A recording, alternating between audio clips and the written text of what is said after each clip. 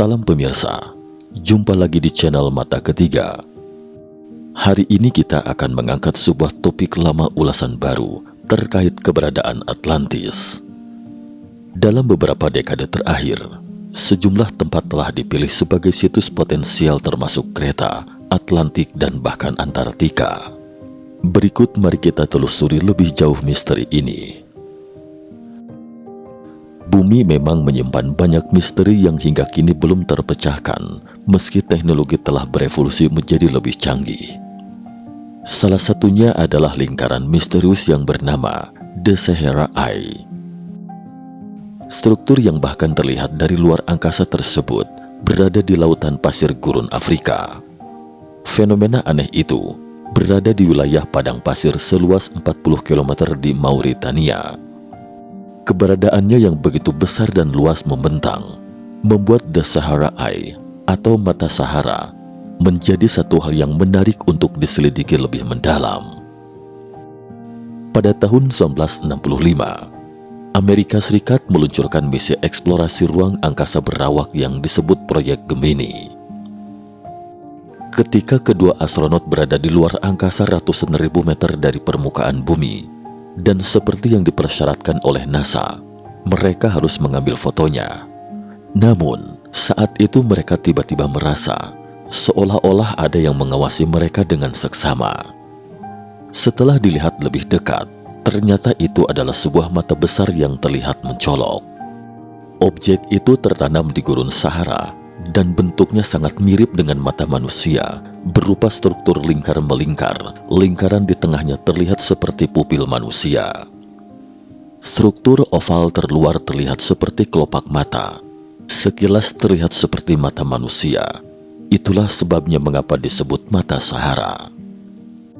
Proyek Gemini adalah program spaceflight manusia kedua NASA, Badan Antariksa Sipil dari pemerintah Amerika Serikat. Proyek Gemini dilakukan antara proyek Mercury dan Apollo dengan 10 penerbangan berawak yang terjadi pada tahun 1965 dan 1966. Mata Sahara adalah struktur geologis unik karena sangat besar, dengan diameter kontur luarnya sekitar 50 km. Ini sama dengan garis Nazca yang sebelumnya pernah dibahas Mata Ketiga. Pemandangan ini hanya dapat disaksikan seutuhnya dari angkasa. Mata Sahara atau dikenal juga sebagai struktur Richard adalah situs seluas 28 mil dari sebuah lingkaran konsentris besar yang ditemukan di Mauritania, Afrika Barat. Lalu, bagaimana proses terbentuknya mata Sahara? Para ahli geologi pun segera melakukan penelitian mendalam tentangnya. Pada awalnya, para ilmuwan menduga itu adalah kubah asteroid. Tetapi pengamatan selanjutnya kemudian ditemukan bahwa pusat mata Sahara itu datar, tidak ada bukti geologis terkait suhu tinggi dan benturan. Selain itu juga tidak sama dengan dampak meteorit dan cekungan di permukaan. Mata Sahara juga memiliki beberapa struktur yang menonjol dari permukaan. Kemungkinan lainnya adalah letusan gunung berapi, namun tidak ada tanda yang menunjukkan ke arah sana. Dan dari studi terkait juga tidak ditemukan adanya magma panas di pusatnya, dan juga tidak ditemukan ada kubah batuan di daerah tersebut. Dari hasil penelitian dan penalaran selanjutnya, komunitas ilmiah umumnya percaya bahwa mata Sahara adalah struktur Richard yang merupakan efek dari pengangkatan dan erosi topografi secara simultan. Namun dalam beberapa tahun terakhir, beberapa peneliti mengajukan hipotesis baru yang mengejutkan. Mata Sahara kemungkinan besar adalah situs benua Atlantis yang hilang. Yang kita tahu, bukankah Atlantis itu tenggelam ke laut? Bagaimana ceritanya sampai berada di benua Afrika? Atlantis. Pemahaman kita tentang Atlantis terutama berasal dari nenek moyang filsafat Yunani kuno, Timaeus dan Critias. Dua dari dialog-dialog karya Plato adalah satu-satunya catatan tertulis yang tersedia dan secara spesifik membahas tentang Atlantis. Menurut catatan Plato, dalam legenda yang mendirikan kerajaan Atlantis adalah dewa laut Poseidon, Di atas sebuah pulau, ada seorang gadis muda yang kedua orang tuanya meninggal. Poseidon memperistri gadis muda itu dan melahirkan 5 anak kembar. Kemudian Poseidon membagi keseluruhan pulau menjadi 10 wilayah. Masing-masing diserahkan pada 10 putranya, dan putra sulung ditunjuk sebagai penguasa tertinggi. Karena anak sulungnya bernama Atlas, oleh karenanya negeri tersebut disebut Kerajaan Atlantis. Dan menurut catatan dalam dialog terkait Atlantis, secara garis besar bunyinya seperti ini. Ada sebuah daratan raksasa di atas Samudra Atlantik arah barat Laut Tengah yang sangat jauh, yang bangga dengan peradabannya yang menakjubkan. Ia menghasilkan emas dan perak yang tak terhitung banyaknya. Istana dikelilingi tembok emas dan dipagari dinding perak. Dinding tembok dalam istana bertahtakan emas, cemerlang dan megah. Di sana tingkat perkembangan peradabannya menakjubkan. Memiliki pelabuhan dan kapal dengan perlengkapan yang sempurna. Juga ada benda yang bisa membawa orang terbang. Kekuasaannya tidak hanya terbatas di Eropa, bahkan jauh sampai daratan Afrika. Namun tiba-tiba, gempa bumi dan banjir besar melanda, dan kerajaan yang dulunya makmur menjadi tempat yang tidak dapat dijangkau oleh kapal. Generasi berikutnya selalu merindukan Atlantis yang dulunya makmur itu, berharap menemukan benua yang hilang itu. Saat ini, ada 3 faksi tentang Atlantis, yaitu faksi lautan yang menganggap Atlantis tenggelam ke laut dalam, faksi daratan yang menganggap Atlantis terangkat ke daratan karena penggerakan kerak bumi, dan faksi Antartika yang menganggap Atlantis berada di kutub selatan. Dan mata Sahara adalah dugaan yang dikemukakan oleh faksi daratan. Dengan mengacu pada deskripsi Plato, mereka menemukan banyak kesamaan antara mata Sahara dan Atlantis. Berikut mari kita selami apa yang mereka katakan. Bentuk kota. Menurut deskripsi Plato, Poseidon mengukir gunung tempat kekasihnya tinggal menjadi istana dan menutupnya dengan 3 parit bundar yang lebarnya meningkat, bervariasi dari 1 sampai 3 stadia. 1 stadia kurang lebih 185 meter panjangnya dan terpisah oleh cincin tanah yang besarnya sebanding. Bangsa Atlantis lalu membangun jembatan ke arah utara dari pegunungan, membuat rute menuju sisa pulau. Mereka menggali kanal besar ke laut, dan di samping jembatan dibuat gua menuju cincin batu sehingga kapal dapat lewat dan masuk ke kota di sekitar pegunungan. Mereka membuat dermaga dari tembok batu parit. Setiap jalan masuk ke kota dijaga oleh gerbang dan menara, dan tembok mengelilingi setiap cincin kota. Tembok didirikan dari bebatuan merah, putih dan hitam yang berasal dari parit, dan dilapisi oleh kuningan, timah dan orikalkum, perunggu atau kuningan. Bagian paling sentral merupakan pusat politik, ekonomi, dan budaya Atlantis. Rakyat biasa tinggal di lingkaran luar. Sekilas bukankah struktur lingkaran besar dan lingkaran kecil ini terlihat mirip dengan mata Sahara? Apalagi diameter Atlantis yang tercatat di buku itu sekitar 23,49 km, dan ukurannya kebetulan sama dengan diameter lingkaran di tengah mata Sahara, yaitu 23,5 km. Selain itu, masih ada selingkaran di luar mata Sahara yang sangat sesuai dengan Atlantis yang digambarkan oleh Plato. Ada pegunungan hijau di utara kota dan lautan di selatan. Tapi tunggu dulu, pegunungan hijau di utara tampaknya memang sesuai dengan lingkaran terluar mata Sahara. Tapi lautan di selatan itu sepertinya salah. Pasalnya bagian selatan mata Sahara adalah gurun. Belakangan, para peneliti menemukan bahwa wilayah gurun di dekat mata Sahara itu menunjukkan lanskap yang pernah terkikis oleh air. Mungkinkah di sini dulunya adalah lautan? Dalam beberapa tahun terakhir, para arkeolog telah melakukan penyelidikan lebih mendalam dan menemukan banyak fosil kehidupan laut di sekitar mata Sahara.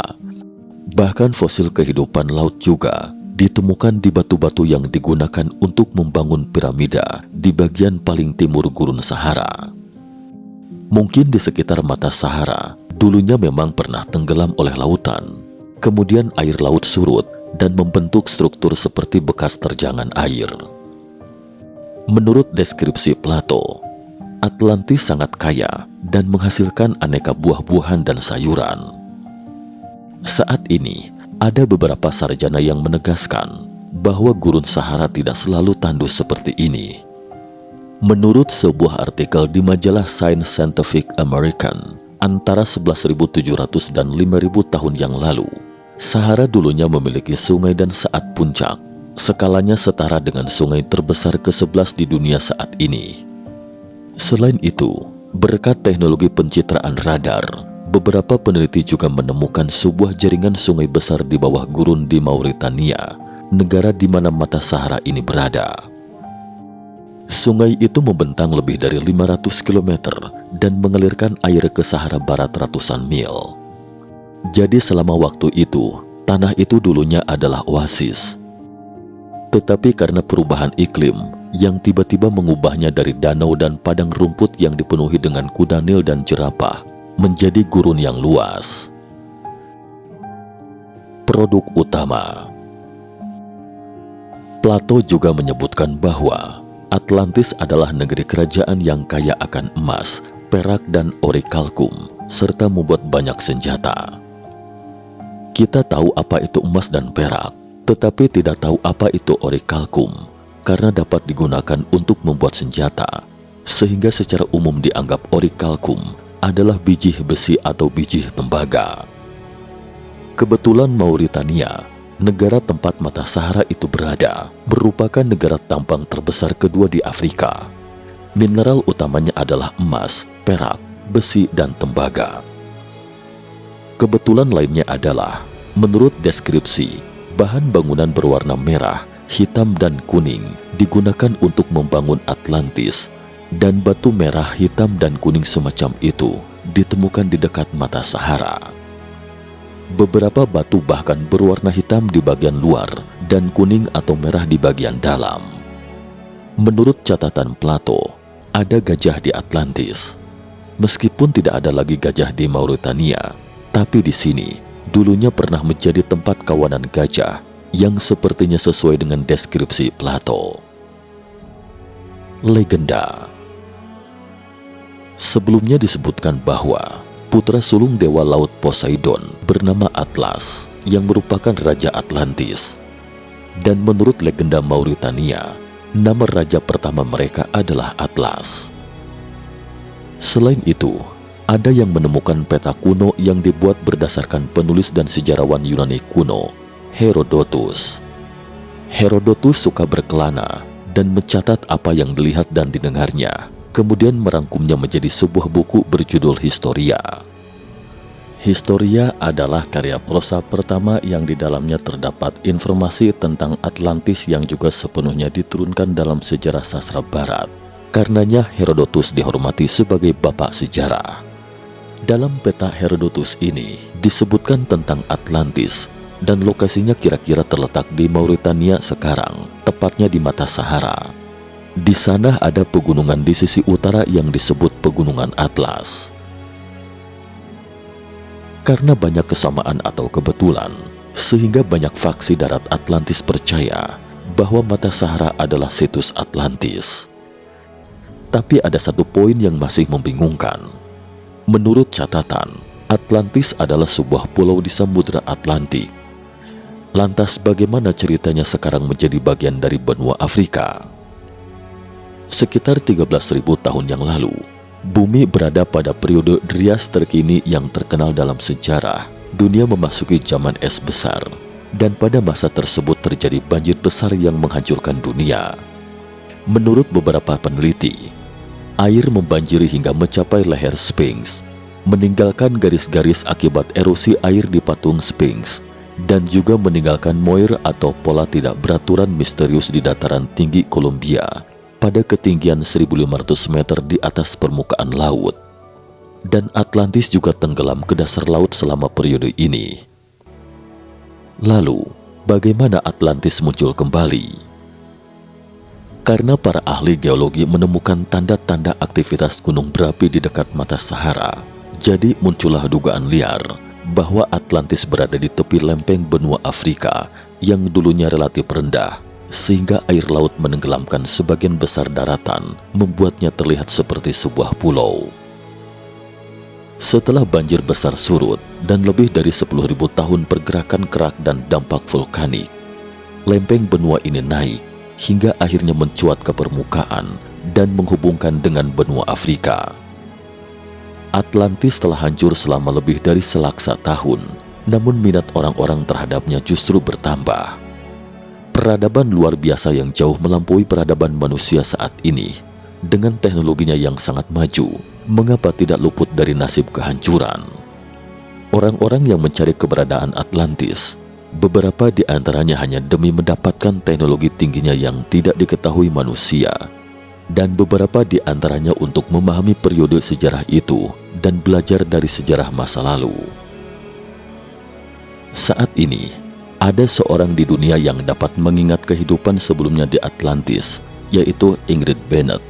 Beberapa peristiwa kehidupan dan situasi sosial yang dia gambarkan bisa menjadi referensi kepada masyarakat dunia agar dapat kita rasakan peradaban tingkat tinggi Atlantis. Masyarakat kerap membicarakan keberadaan Atlantis selama era klasik, namun umumnya tidak mempercayainya dan terkadang menjadikannya bahan lelucon. Hingga saat ini, masih banyak informasi simpang siur tentang lokasi Atlantis. Sebagian besar cendekiawan arus utama percaya bahwa kisah Atlantis hanyalah sebuah dongeng. Terlepas eksis tidaknya Atlantis, namun dari kisahnya, setidaknya memberikan kita petunjuk sekaligus renungan mengapa Atlantis dihancurkan. Bagaimana pendapat teman-teman? Apakah Atlantis itu eksis? Jika memang eksis, lalu di mana persisnya keberadaan Atlantis yang legendaris itu sekarang? Cukup sekian dulu topik kita hari ini. Terima kasih atas perhatiannya.